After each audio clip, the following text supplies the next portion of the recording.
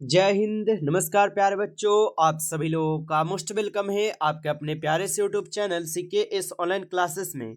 कैसे हो आप सभी लोग? उम्मीद करते हैं कि आप सभी लोग अच्छे होंगे और आप सभी लोग की तैयारी जो है बिल्कुल ही अच्छी तरीके से चल रही होगी।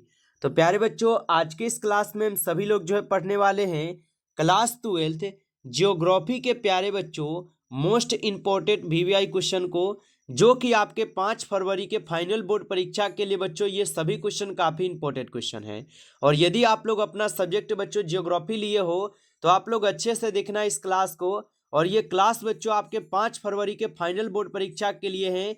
तो जो भी स्टूडेंट आप अगर ज्योग्राफी अपना सब्जेक्ट रखे हो तो आप जरूर इस क्लास को देखिएगा और इन सभी प्रश्न को याद करके जाइएगा। तो चलिए बच्चों, क्लास को स्टार्ट करते हैं और आप जो है हमारे साथ जो है चैट सेक्शन में भी आंसर लगाते चलोगे। देखिए यहाँ पे पहला प्रश्न है कि निम्नलिखित में से कौन ऊर्जा का गैर परंपरागत स्रोत है।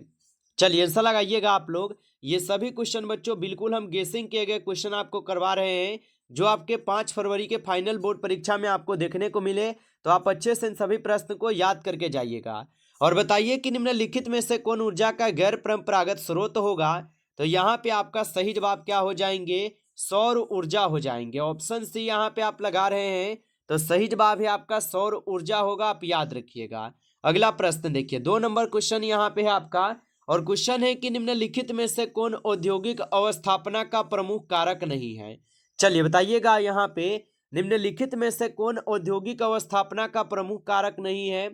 तो यहाँ पे आप याद रखना बच्चों, जनसंख्या घनत्व तो नहीं होगा। ऑप्शन सी सही जवाब कीजिएगा, जनसंख्या घनत्व तो नहीं होगा। आगे देखिए प्रश्न यहाँ पे आपका 3 नंबर है। क्वेश्चन है कि खट्टे फलों की कृषि जो है ये संबंधित है। बताइएगा खट्टे फलों की कृषि किससे संबंधित होगा। तो याद रखिएगा खट्टे फलों की कृषि संबंधित है आपके भूमध्यसागरीय कृषि से। ऑप्शन सी यहाँ पे आप लगा रहे हो, तो सही जवाब है आपका भूमध्यसागरीय कृषि से होगा। अगला प्रश्न देखिए, क्वेश्चन यहाँ पे है आपका निम्नलिखित में से जल किस प्रकार का यहाँ पे संसाधन है। चलिए बताइएगा आप लोग कि निम्नलिखित में से जल किस प्रकार का संसाधन हो जाएगा।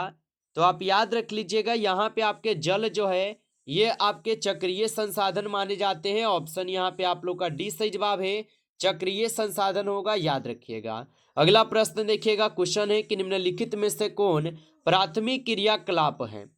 चलिए बताइएगा आप सभी लोग कि निम्नलिखित में से कौन है यहाँ पे जो कि एक प्राथमिक क्रियाकलाप होगा। तो आप याद रखिएगा यहाँ पे आपका सही जवाब ऑप्शन ए हो जाएगा, खेती। खेती जो ये प्राथमिक क्रियाकलाप के अंतर्गत आते हैं, याद रखना। आगे देखिएगा प्रश्न है कि निम्नलिखित राज्यों में से कौन कपास उत्पादक नहीं है। चलिए बताइएगा कि निम्नलिखित राज्यों में से कौन है जो कि कपास उत्पादक राज्य नहीं है। तो याद रखिएगा हरियाणा नहीं होगा, ऑप्शन सी सही जवाब है। अगला प्रश्न देखिएगा, क्वेश्चन है कि विश्व के संघन जनसंख्या क्षेत्रों में निम्नलिखित में से कौन सा क्षेत्र सम्मिलित नहीं है। चलिए बताइए कि विश्व के संघन जनसंख्या क्षेत्रों में निम्नलिखित में से कौन सा क्षेत्र है जो कि सम्मिलित क्षेत्र नहीं है।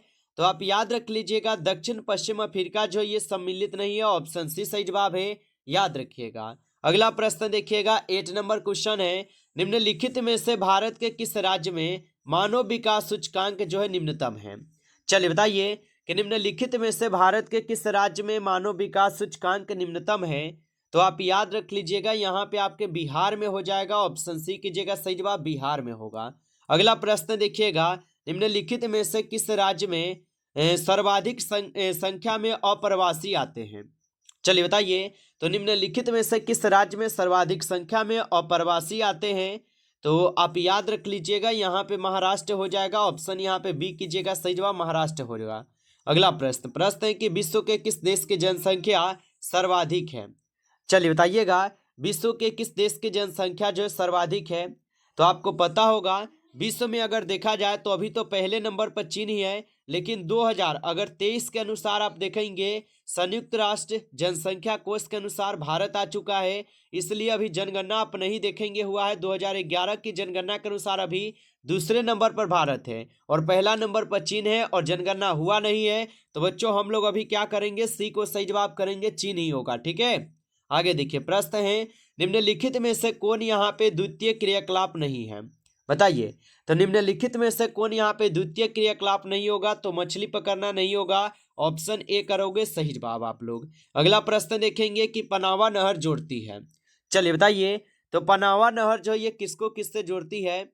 तो पनावा नहर जो है ये आपके प्रशांत महासागर को अंटार्कटिक महासागर से जोड़ती है। ऑप्शन सी आपका सही जवाब दिया गया है। अगला प्रश्न देखिएगा, क्वेश्चन है निम्नलिखित रोगों में से कौन वायुजन्य नहीं है? चलिए बताइए कि निम्नलिखित रोगों में से कौन वायुजन्य नहीं है? तो आप याद रख लीजिएगा, यहाँ पे आपके अतिसार हो जाएगा। ऑप्शन सी सही जवाब है, अतिसार होगा। अगला प्रश्न, भारत की सबसे लंबी नदी कौन है? चलिए बताइए, तो भारत की अगर सबसे लंबी नदी अगर आप देखेंगे तो गंगा जो ये भारत की सबसे लंबी नदी मानी जाती है। ऑप्शन ए सही जवाब होगा। अगला प्रश्न, क्वेश्चन है कि कोरबा जो ये किस खनिज उत्पादक के लिए प्रसिद्ध है? चलिए आंसर लगाइएगा आप लोग, कोरबा किस खनिज उत्पादक के लिए प्रसिद्ध होगा? तो कोरबा हो जाएगा आपके कोयला के लिए। ऑप्शन यहाँ पे बी कीजिएगा, सही जवाब कोयला के लिए होगा। अगला प्रश्न, कितने पीएच मान का जल जो है प्रदूषक माना जा सकता है? चलिए बताइए, तो कितने पीएच मान का जल जो है प्रदूषक माना जा सकता है? तो आप याद रख लीजिएगा, यहाँ पे आपका सही जवाब हो जाएंगे ऑप्शन ए 3 हो जाएंगे। ऑप्शन ए सही जवाब है। अगला प्रश्न देखिएगा, यहाँ पे क्वेश्चन है आपका, क्वेश्चन है कि किस वर्ष भारत को इंटरनेट की सुविधा प्राप्त हुई थी? चलिए बताइए, तो किस वर्ष जो है भारत को इंटरनेट की सुविधा जो है प्राप्त हुई थी?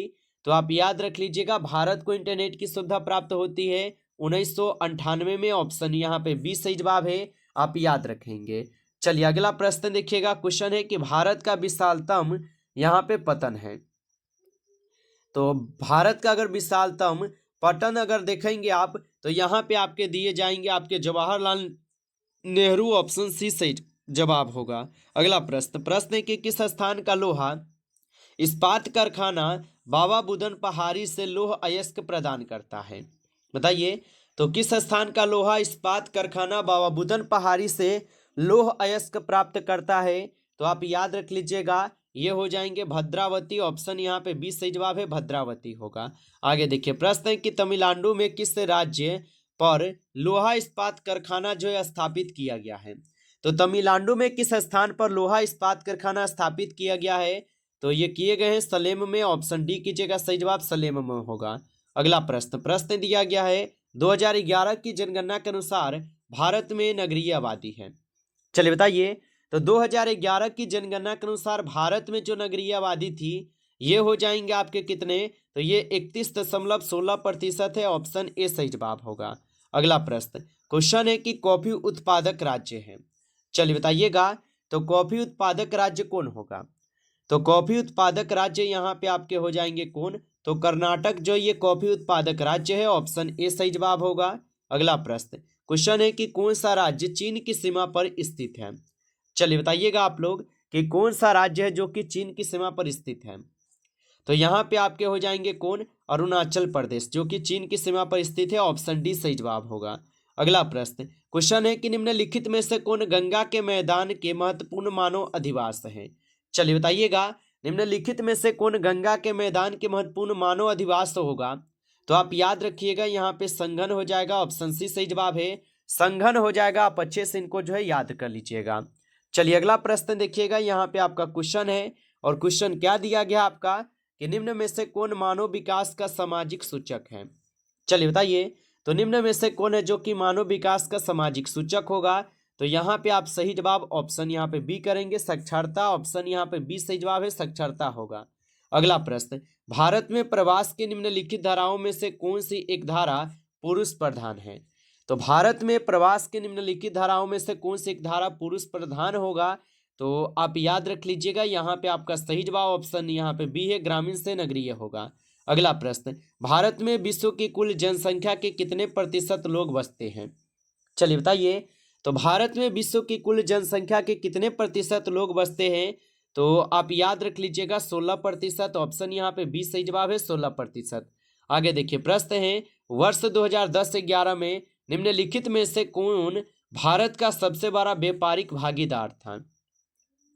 तो वर्ष 2010-11 में निम्नलिखित में से कौन भारत का सबसे बड़ा व्यापारिक भागीदार था? तो यहाँ पे आप सही जवाब करेंगे चीन। ऑप्शन यहाँ पे आपका सही जवाब चीन होगा, याद रखेंगे। अगला प्रश्न, प्रश्न है कि निम्नलिखित दक्षिण भारतीय राज्यों में से किस राज्य में भूम जल उपयोग प्रतिशत में इसके कुल भूम जल जल संभाव्य से ज्यादा है? तो ये कहाँ पर हो जाएगा? तो ये आपके तमिलनाडु में है, ऑप्शन ए होगा सही जवाब। अगला प्रश्न है कि 2006 में विश्व की कितनी प्रतिशत आबादी नगरीय थी? चलिए बताइए। और बच्चों आप लाइक नहीं किए होंगे इस क्लास को तो आप लाइक जरूर कर लेना। नए हो चैनल पे तो आप सब्सक्राइब ही कर लेना, ताकि बच्चों जब भी क्लास स्टार्ट हो तुरंत नोटिफिकेशन आपके पास जो है पहुंच सके। तो नए हो तो आप चैनल को सब्सक्राइब करके एक बार कमेंट में I am new student sir जरूर लिखिएगा और बताइएगा कि 2006 में विश्व की यहाँ पे कितनी प्रतिशत आबादी नगरीय थी? तो आप याद रख लेना, यहाँ पे आपके कुल 50% नगरीय जो है आबादी थी। ऑप्शन बी होगा सही जवाब। आगे देखिए प्रश्न है, भाप के इंजन का आविष्कार कब हुआ था? बताइए।